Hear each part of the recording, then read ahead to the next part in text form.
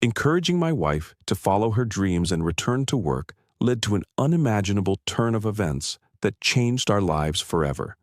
What seemed like a small step towards empowerment ended up uncovering a devastating betrayal, one that left me questioning everything I knew about love, trust, and family. Hi, my name is Michael, and my life had always been what I thought was the epitome of ordinary happiness. I married Emma when we were both in our late 20s. She was everything I ever wanted in a partner: kind, loving, and devoted to family. We had been married for 7 years, and we had a beautiful little boy named Jack.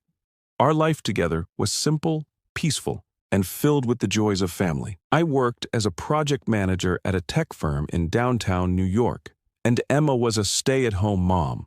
She was the backbone of our household, taking care of everything, from the chores to the school runs, always making sure Jack had everything he needed and that our home felt warm and inviting. Her love for our family was palpable, and she had an unmatched dedication to making sure our little world functioned seamlessly. I had the luxury of focusing on my demanding career because I knew Emma had everything under control at home. I often came home to a home-cooked meal, and Jack would run to greet me at the door. Life was predictable, but in the best way. I would leave for work in the morning, knowing that Emma would be there to take care of everything, and I'd come home to peace and love in the evening. I couldn't have asked for a better partner. I felt incredibly lucky.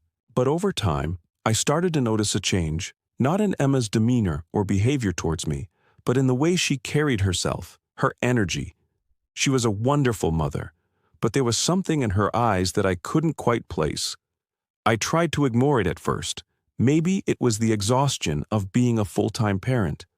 But then I started to wonder if it was more than that. It wasn't long before the thought crossed my mind that maybe Emma needed more than just being a mother.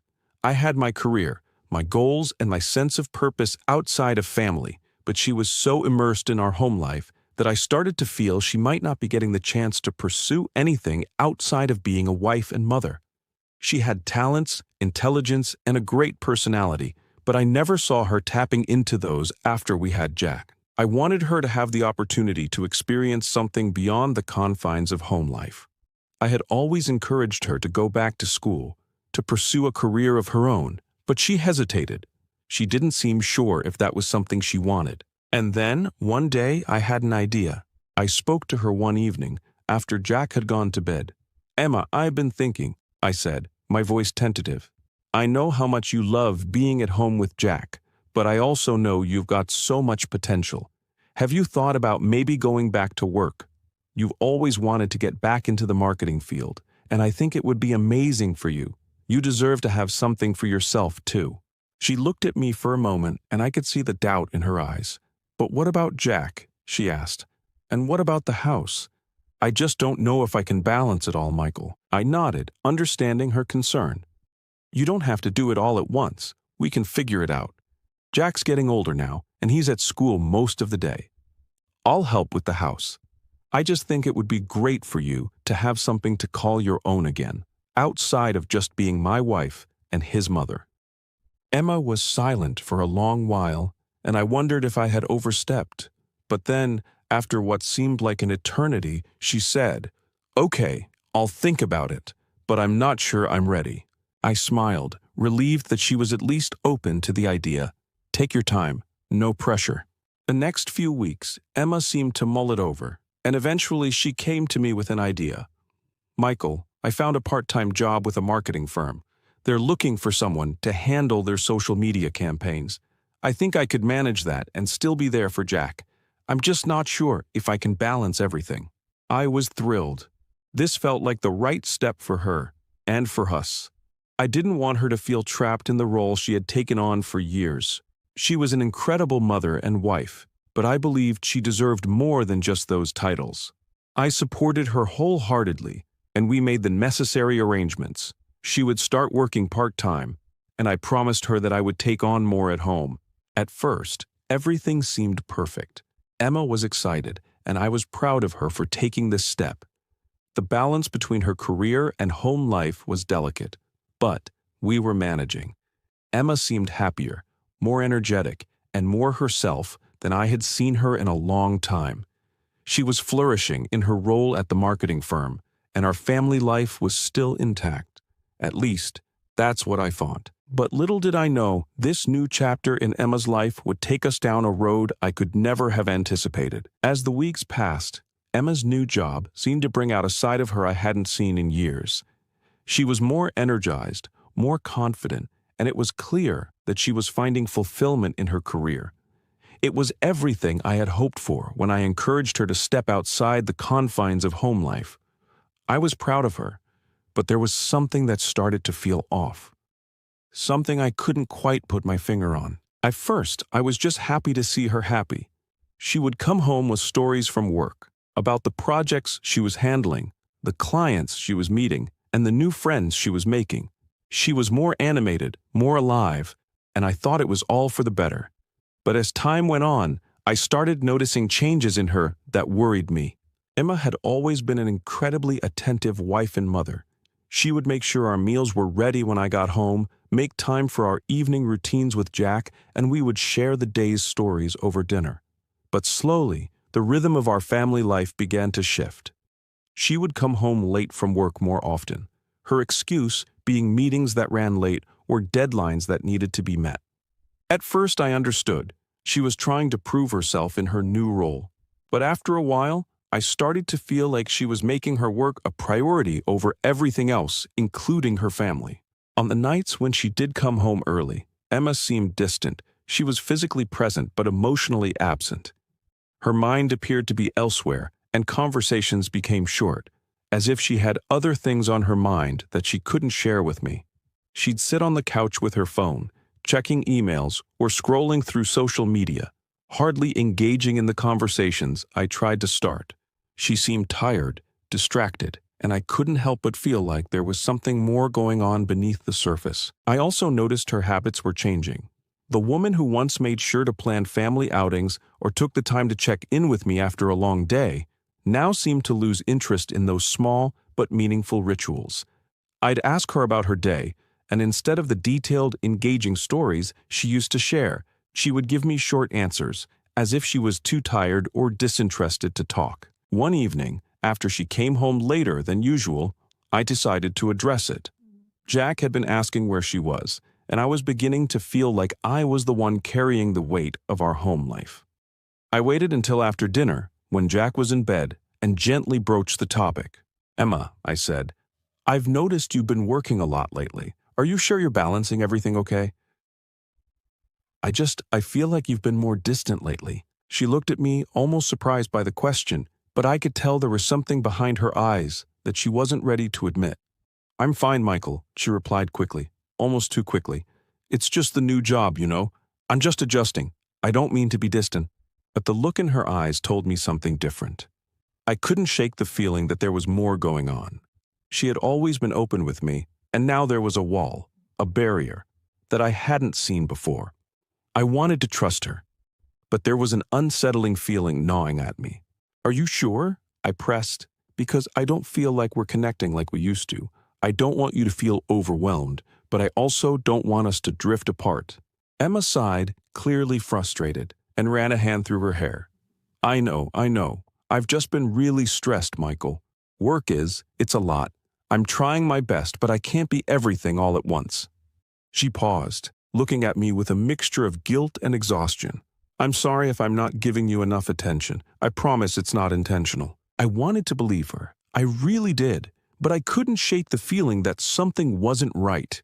It was as if Emma was too busy keeping up with the expectations of her new role, trying to prove herself in a career she'd been away from for so long that she had forgotten the importance of the family she had built with me.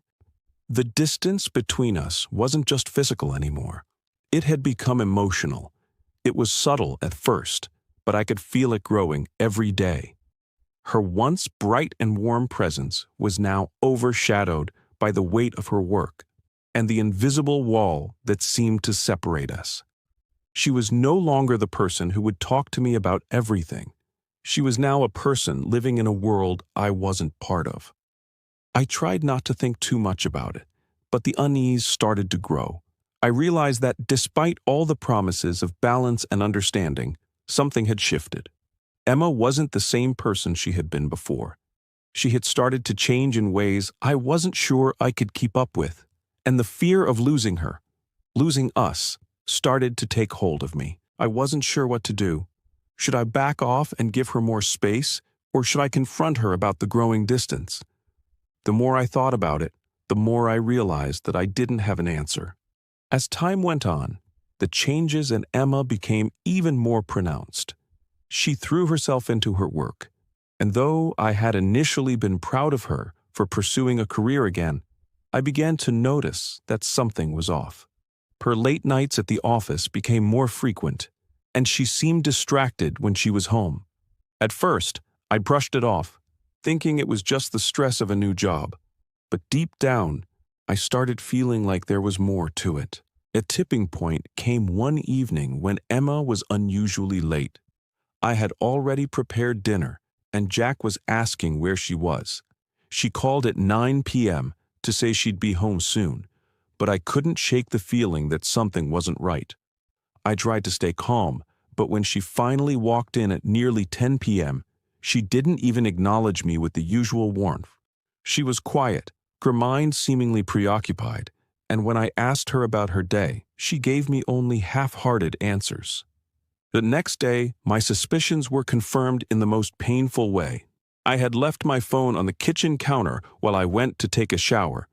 When I came back, I saw that Emma's phone had a new notification. I don't usually pry into her phone, but for some reason I felt compelled to take a look. What I found made my heart sink. The message was from a man named Mark, someone I had never heard of before. It wasn't a work-related message, it was personal, and it was clear from the tone that their relationship had crossed the line into something more intimate.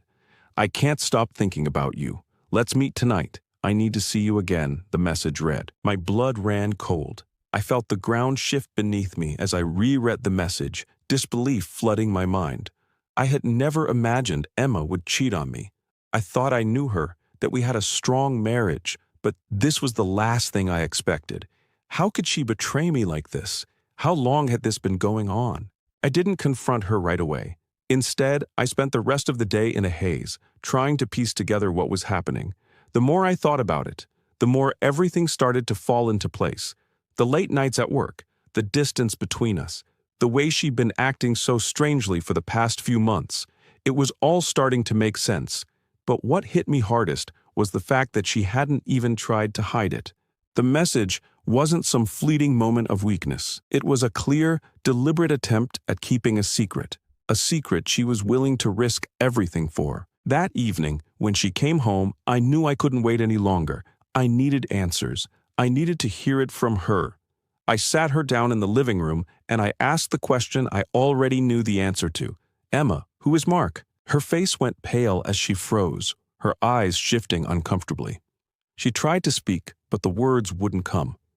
I could feel the tension in the room as the silence dragged on. Finally, she let out a shaky breath and looked at me with a mixture of guilt and shame. "I'm sorry, Michael. I didn't want to hurt you, but I don't know how to explain it. I never meant for this to happen. Mark, he's someone from work. He's been there for me in ways I didn't realize I needed." The words felt like a slap in the face. I couldn't process them. I had spent years trusting her, believing that we had built something solid, something that couldn't be torn apart. And now, here I was, hearing her confess to something that felt so foreign to the woman I thought I knew. I didn't know what to say. My mind was reeling, my heart in pieces. She had cheated on me. The person I had loved and trusted had betrayed me in the worst possible way. "I don't understand, Emma," I said, my voice barely above a whisper. "How could you do this to us? To me, to Jack? How long has this been going on?" She lowered her head, unable to meet my eyes. "It's been a few months now. It just happened. I never planned for it to go this far, but it did. I was lonely, and Mark, he made me feel seen in ways I haven't felt in a long time. I never meant for it to hurt you, Michael. But I've been falling for him, and I don't know what to do." I couldn't believe what I was hearing. The woman I thought I knew was speaking to me as if our years together didn't matter.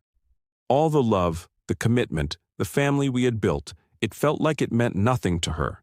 She was caught up in something else, something I couldn't even begin to understand. The betrayal was unbearable. I wanted to scream, to shout, to make her understand how deeply she had hurt me.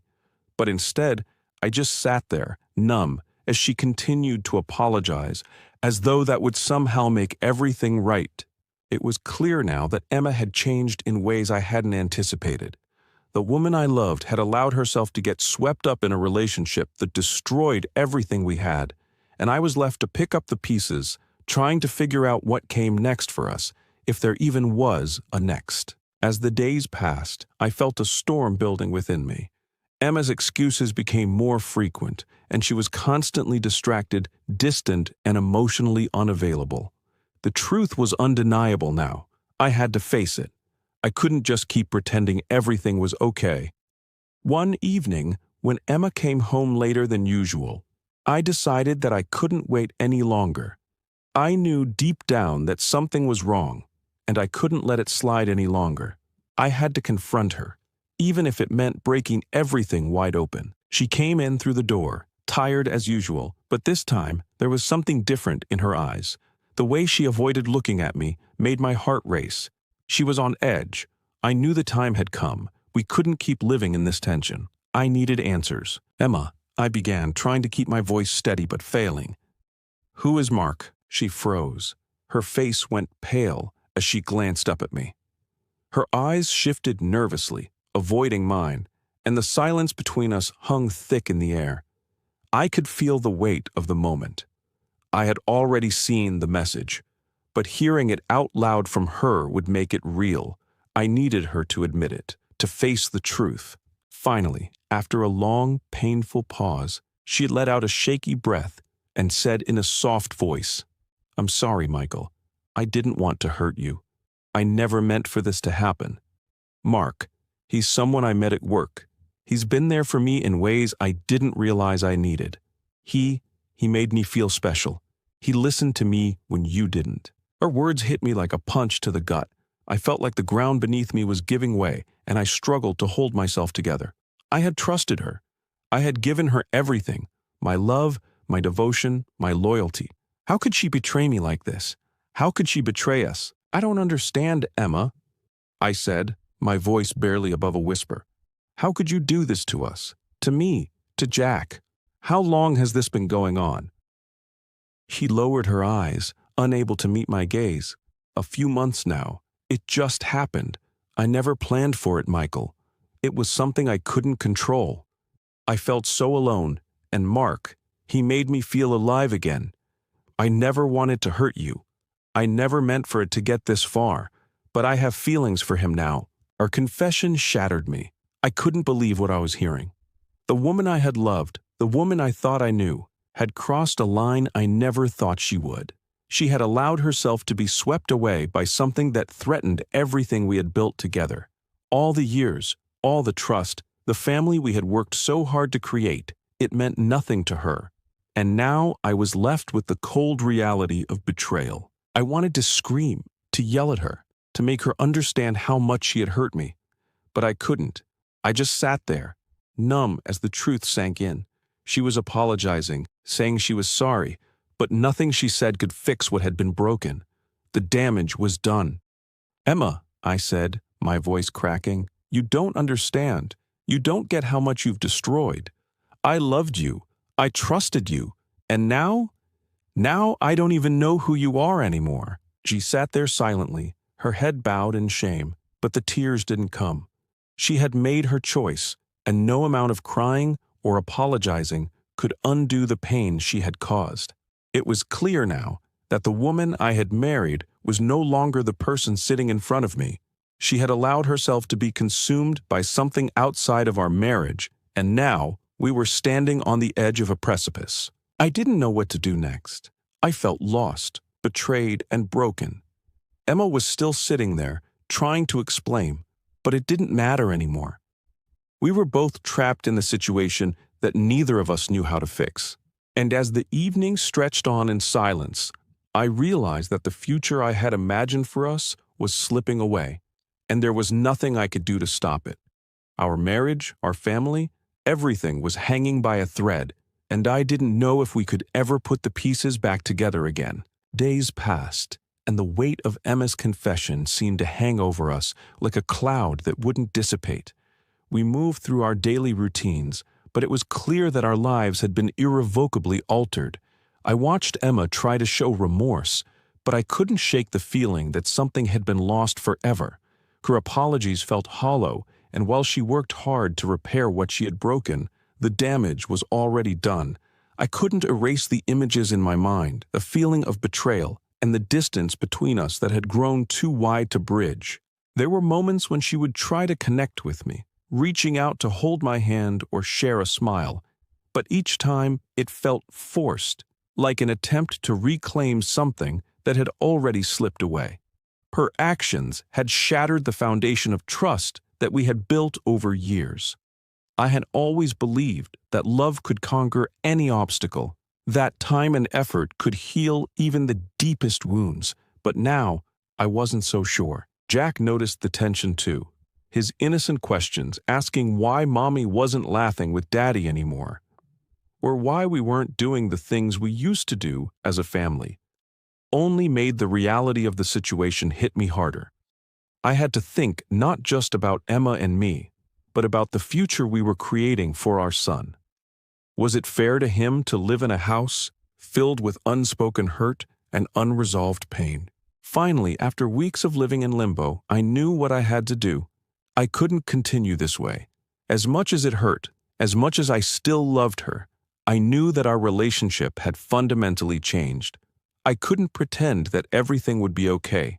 I couldn't ignore the fact that the trust was gone, and the love we once shared felt more like a memory than a reality. One evening, as we sat together on the couch, I turned to Emma, my voice steady but filled with sorrow. "Emma," I said, "I've thought long and hard about this. I've tried to picture a future where we can move past this, where we can heal and rebuild. But the truth is, I don't know if I can ever forgive you. I don't know if I can ever trust you again." Her face crumbled and tears welled up in her eyes. "Michael, please," she whispered, her voice breaking. "I love you. I'm so sorry. I've made the biggest mistake of my life, and I'm willing to do anything to fix it. I never wanted to hurt you. Please don't leave me." But it wasn't about whether I still loved her. It was about whether we could ever be the same again, whether I could ever see her the way I did before. "I wish I could believe that, Emma," I replied, my voice tight with emotion. "But the truth is, something inside me has changed. I'm not the same person I was when we got married. I can't be. And I don't think you are either." There was a long silence between us.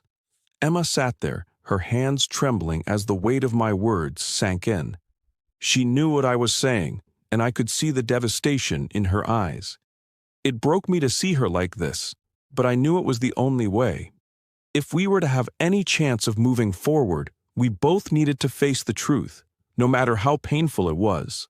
"I think we need to take some time apart," I said quietly. "I need space to figure out who I am without you, and you need to figure out who you are too, because we've both lost ourselves in this, and I don't think we can find our way back to each other right now."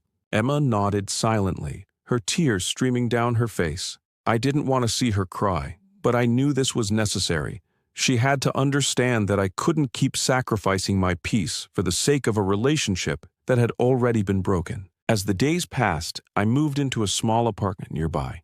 It wasn't easy to leave the house we had made our home, but it felt like the only way to gain perspective. We continued to co-parent Jack, and while things were civil, the emotional distance between Emma and me remained. In the time that followed, I reflected deeply on everything I had learned. The lesson was clear. Love isn't just about passion or attraction. It's built on trust, respect, and loyalty. And when those things are broken, no matter how much you care about someone, you can't simply pick up where you left off. It takes more than apologies or promises to heal a wound that deep. For now, I focused on finding myself again. I worked on rebuilding my own sense of self, reclaiming my independence and my peace of mind. I didn't know what the future held, whether Emma and I could ever reconcile, or if we were destined to go our separate ways.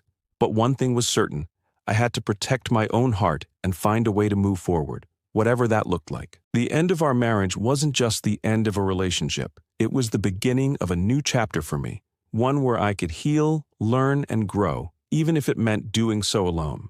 And though it hurt deeply, I knew it was the right decision for both of us in the long run.